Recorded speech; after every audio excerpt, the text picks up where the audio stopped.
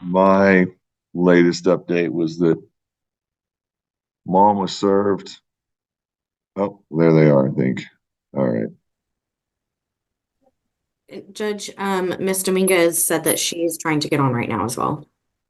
I'll go ahead and Miss Rush, are you there? Yes, sir, but I'm not handling this. Is this the Kerr County case you're talking about? Let's see here. It's an MTI. That would be Drake's case, Your Honor. Oh, I see you're talking about Miss Mitchell. That Miss Dominguez. I got you. Yes, sorry. No, it's okay. I'm just trying to remember all the names. Drake attacks. And I want C Department of Family Protective Services versus Alana Rago and David Rago in the Kerr County Court at Law. Court is broadcasting via YouTube and Zoom from Medina County. And Ms. Dominguez, do you have any objection to the court proceeding from Medina County? No, Your Honor. Okay. Mr. and Mrs. Rago, well, we'll get to it in just a second. Go ahead and start the announcements, Ms. Dominguez. Corinne Dominguez for the department, Your Honor. Jamie Dresden Mitchell, Investigation Supervisor. Regina Cecil, investigator with the CPS.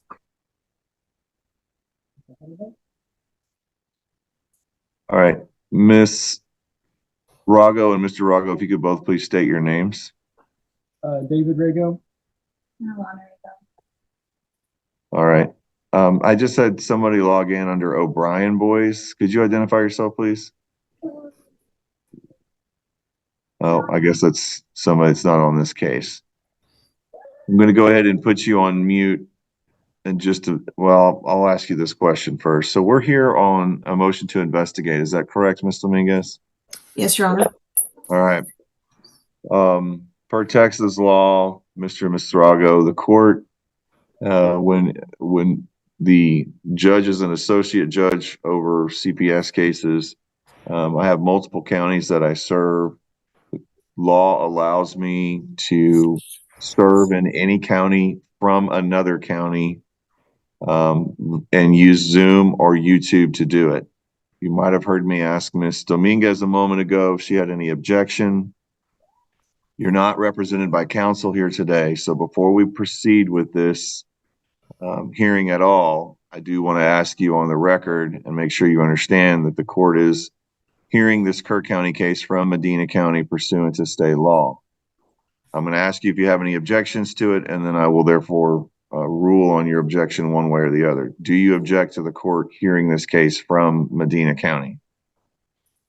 We would really like to be in person. I don't know. I'm not a lawyer, so I don't know what I should say now or shouldn't say. We didn't have really a whole lot of notice for this. I actually got served this morning around 8. My wife was served around 1:30. I've got some documents that'll, show that when we got served and everything from the sheriff's office. Once again, I do apologize if I'm in error here, but I think we're supposed to have at least 3 days notice according to Texas Legal Help. I just did my research on there, tried to prepare for this, so I wasn't able to get legal representation. We would like to have that, and like I said, we really need more time to prepare.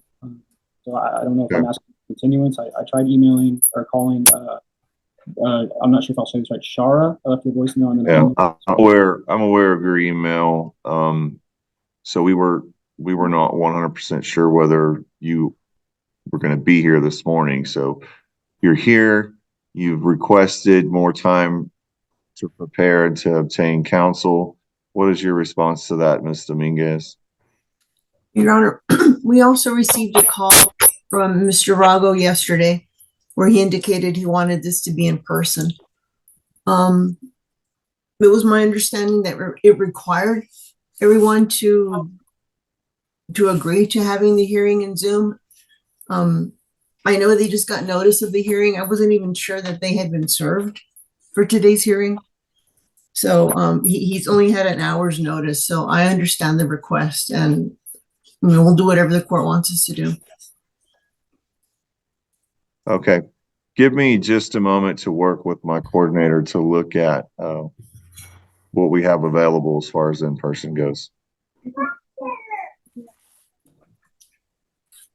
The rules are, as Ms. Dominguez stated, that all parties have to agree for a proceeding to be Zoom. So essentially, if any party objects to a Zoom hearing, virtual, then they have the right to do that. That hearing needs to be in person. Coupling that with the parents' request to prepare with counsel, court will grant Mr. Rago's request for a continuance and set this June 26th at 9 a.m. in-person docket. I want to make something very clear. First thing is, I will not give this setting any longer than 30 minutes. So if you get counsel, you need to understand and make sure your counsel knows you're not going to get 1 minute over 30 minutes on this case. So that means that the department's going to get 15 minutes and your counsel or you are going to get 15 minutes. If you can't prove your case or provide a defense within 15 minutes, then, you know, that's it, because I've got a full docket that morning and it's in person. We're going to be, well, my understanding is we're going to be in the commissioner's courtroom on the first floor of Kerr County Courthouse. That is not a big courtroom.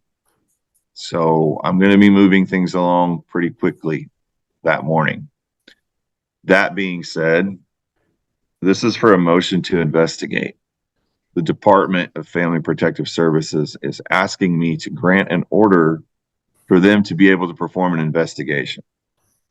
They're not asking for any other relief at this time. It shouldn't take any longer than 15 or 20 minutes for everybody to present all of their cases, but I'll give you 30. If you don't show up with an attorney, we're moving forward.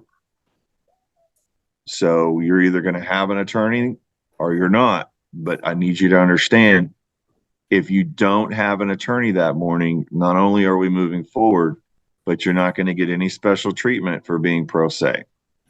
I expect pro se litigants to be held to the same standard as attorneys because you're representing yourself.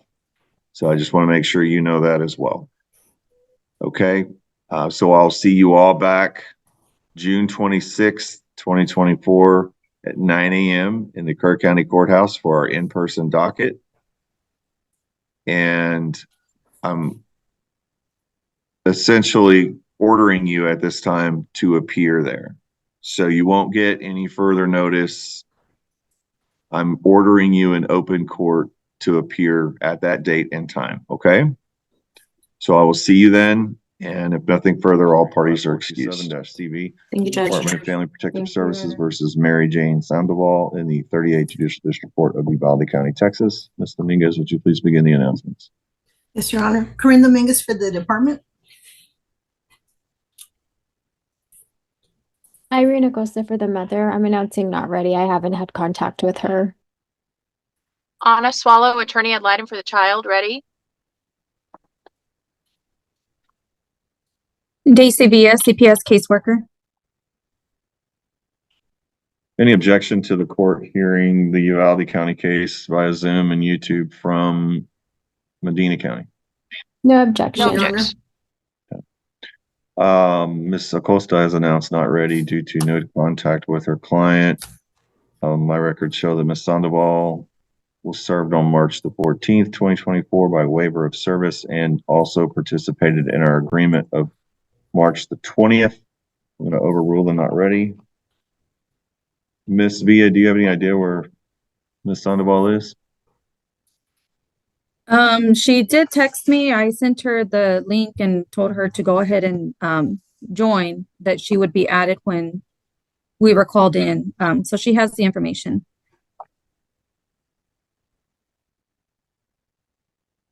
All right.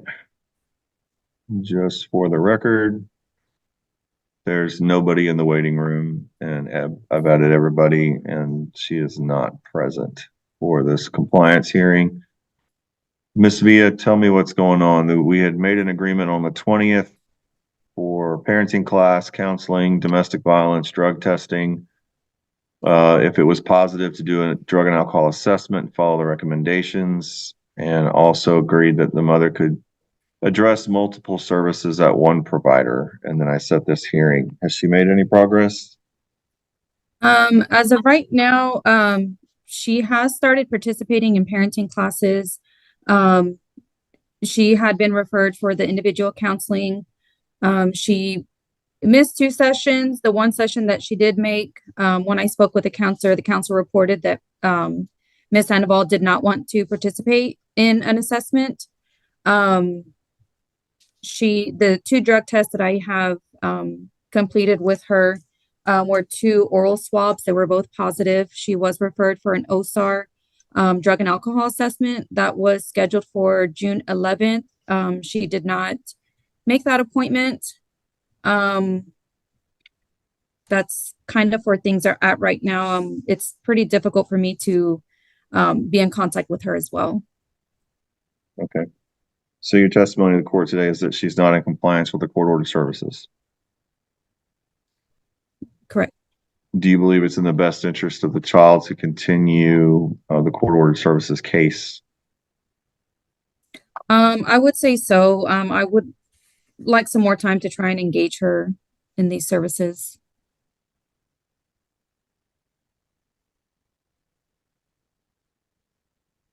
And you think that the services that we agreed upon, or that you all agreed upon and I ordered back on March the 20th, are reasonable and necessary to address any abuse or neglect that occurred or any abuse or neglect that may occur in the future? Yes. You're asking the court to maintain the case on the court's docket and set a compliance hearing for August 1st at 10:30? Yes.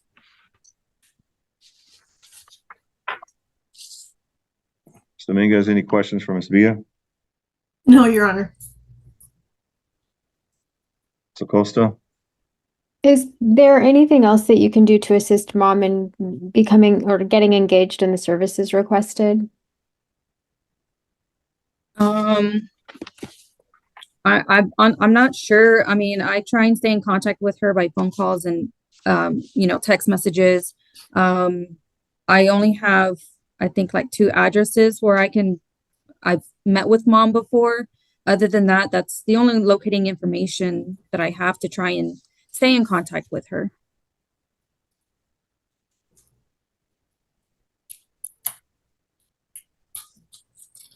Okay, but with the contact information that you do have for the mother, is there anything else that you can do to help her continue to be engaged in services? I mean, other than continue sending referrals and asking her to go to these appointments. And have all of the referrals been sent? Yes. And does mom have the information for all of those referrals? Yes. How did you provide them to her? I've provided her a family plan of service. And I've also sent her through text messages. That way she has it on her phone. Thank you. I'll pass the witness, Judge. Ms. Swallow? Thank you. Ma'am, where is the child currently placed? Right now, the child is with maternal grandparents in Uvalde. Okay, what happened? I thought she was with mom. No, mom, I believe it was at the beginning of April, mom placed the child with the grandparents. Okay, so shortly after our last hearing? Correct. Did mom sign a safety plan? Safety plan, no. Did you request that she sign a safety plan? Yes. Why didn't she sign the safety plan? She did not want to agree to it. She told me that she did not trust the department. Okay, so there's nothing in place preventing either parent from just picking up this baby, is there? The only thing we have on file that mom did agree to sign was the authorization agreement for voluntary adult caregiver. Her and maternal grandparents signed. agreeing that the child stay with the grandparents, and grandparents can basically have the rights for the child to continue care for her. Yeah, but mom can revoke that at any time, can she not? Correct. Okay, so it really, there's nothing in place that would protect this baby at this time. Correct. As far as mom's mental health issues, her anxiety, her depression, her seizures, is she receiving any care for that? As far as I'm aware, no. As far as her relationship with the father, are you aware of whether or not she's seeing him? I'm not sure. I was told at one point that she was in a relationship with him. And then another point she said that they weren't together. I'm not sure what the exact situation with their relationship is. Okay, and was there not serious domestic violence between the two of them? Correct. And she has not addressed that? No. And your affidavit in regards to why the department got involved this past February was due to a domestic violence incident between the mother and Mr. Garcia, correct? Correct. And he ended up taking the child with him, did he not? Correct. Okay, so there is, are you concerned at all that either parent could come take this child if they wanted to? Yes. And you believe that continuing this court-ordered services case is enough to protect this child and engage these parents? Yes. Why?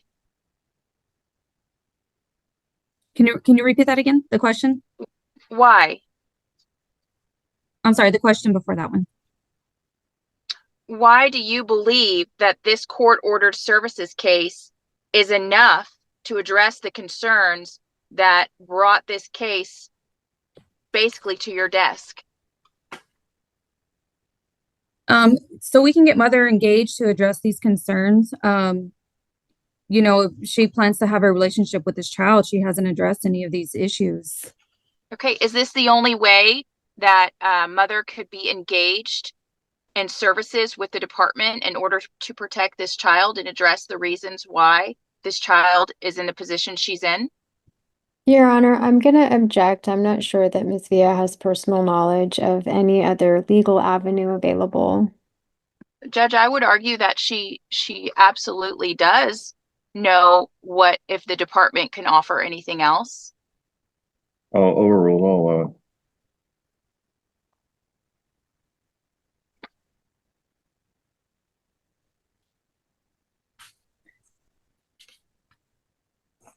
Ma'am, do you need me to repeat my question? Yes, if you can, please. I'm sorry. Okay. Can the department offer anything else to this family outside of this court-ordered services case that would protect this child and address the reasons for why this child is in the position she's in? Outside of this, no. Okay, there's no other legal avenues that you're aware of? I mean, a removal. Okay. Is that something the department may consider? Yes. And so if you continue this court-ordered services case, though, does that mean you will not be considering a removal? And if you don't know, you can just say you don't know. I'm not sure. I mean, I would like to give mother the opportunity to continue, but you know, at some point we would probably, the next step would be removal. Are you aware of whether or not the mother has engaged in any criminal activity within the past few months? I'm not aware. Okay. Have you been in touch with the grandfather? Yes. Okay. Do you know the last time she saw the baby? According to the grandparents, I think it's been about a month from what they've told me. Okay. Is she allowed on their property? They haven't told me that she's not. Okay, so you're not aware of whether or not there's a no trespass order against her at this time, Not that I'm aware of. or if there's a no trespass order against Mr. Garcia as well. From what grandparents have told me, that there's one against him. Do you know why?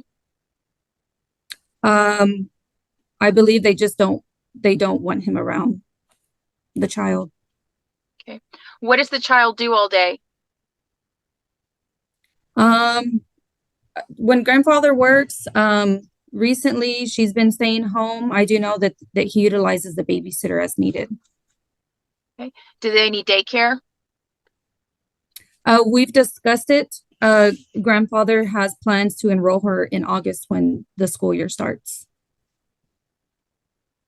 Is that a Head Start program? Yes. So they do not need help. They do not need any sort of assistance to pay for that. The program for the Head Start, it's not through the program that we assist with. Okay. If she's not eligible for Head Start or Head Start does not work out, do you believe that daycare would be in this child's best interest?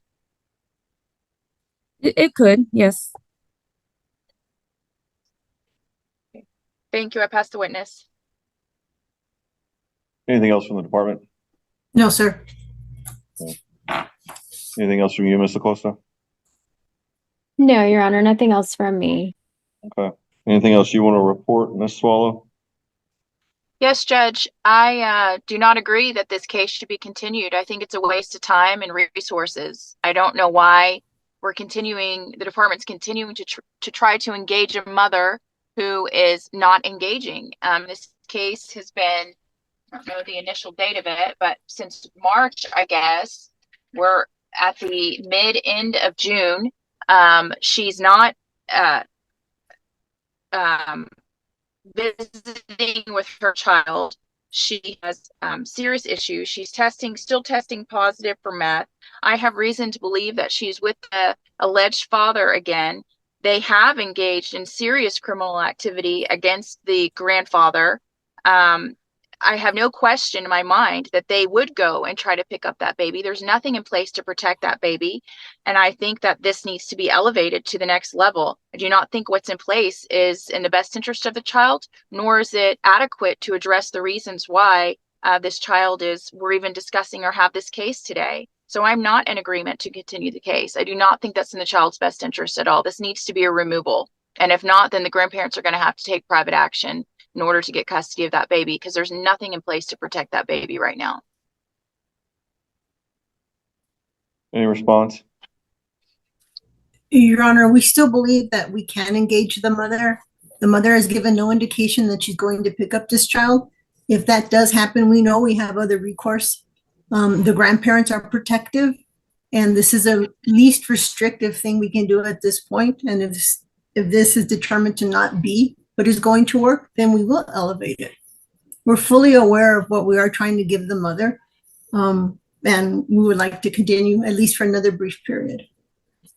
And Your Honor, I agree with the department. The mother did start parenting classes and she's been starting individual counseling. She did sign a document placing her child in the care of her parents, which, she did acknowledge that that was best for her child at that time and did the right thing. I think that this case needs to continue to allow her to work services. All right. And for the purpose of the compliance hearing, the court's going to find that the mother is not in compliance with the court-ordered services. And I share Ms. Swallow's concerns, but I also generally in these cases, if I have enough evidence to suggest that the child is safe for the time being, I will give the parents one more opportunity. Our next compliance hearing is not until August the 1st at 10:30, but I don't want to wait that long. I'm going to set a progress hearing for July 10th, 2024 at 10 a.m. It's July 10th, 2024 at 10 a.m., but I'm also making a very specific order that if either the mom or the father take the child from the residence of the grandparents, the case is automatically dismissed. They take the child, the case is dismissed that instant. I'm giving the mom the opportunity to engage in services and to take advantage of this opportunity and address the concerns, but I'm only giving her until July 10th. So either she's going to engage and we're going to come back on the 10th and there's going to be progress and I'm going to feel like this is worth keeping on the docket. And then we'll come back again on August the 1st. But if by July 10th, nothing has changed or her engagement is very minimal, there's a very, very strong chance I'm going to dismiss the case on July 10th. But again, I want it stressed to the mother that if they remove that child at any point in time, then that is automatically a dismissal for this case. Anything further? No, No, Your Honor. Judge, thank you. Okay. Thank you all for your time and your service. If nothing further, all parties are excused. We don't have mom here with us yet.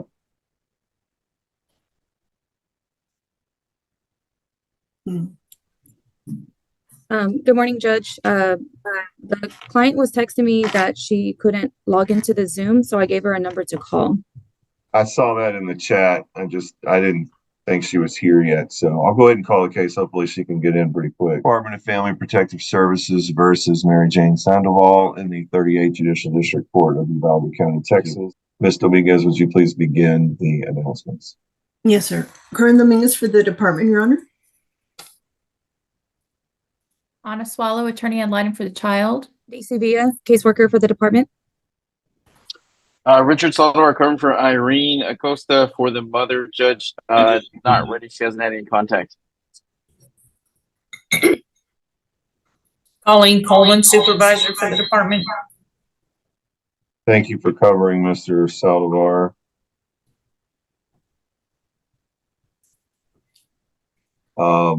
Mom was served back on March 14th. She's aware of this hearing. She knows why I said it. Not ready is overruled. I ordered several things last time, but the most important thing was this compliance hearing.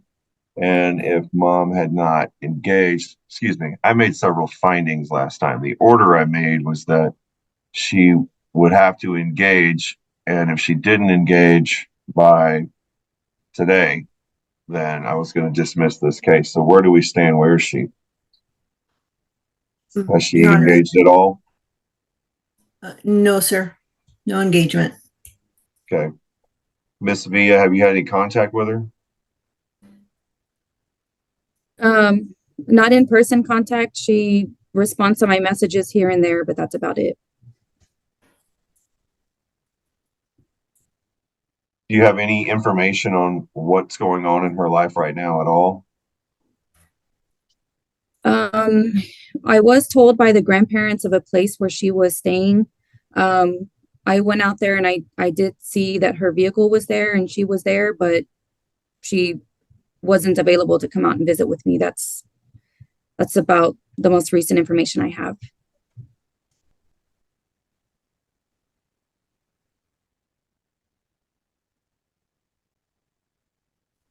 Okay. Anything else from the department? No, sir. We are going to ask for a dismissal due to lack of engagement. Okay. Ms. Swallow, anything else from you?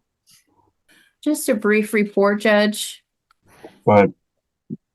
In my conversations with the grandfather, he continues to be very concerned due to the mother's lack of cooperation and engagement.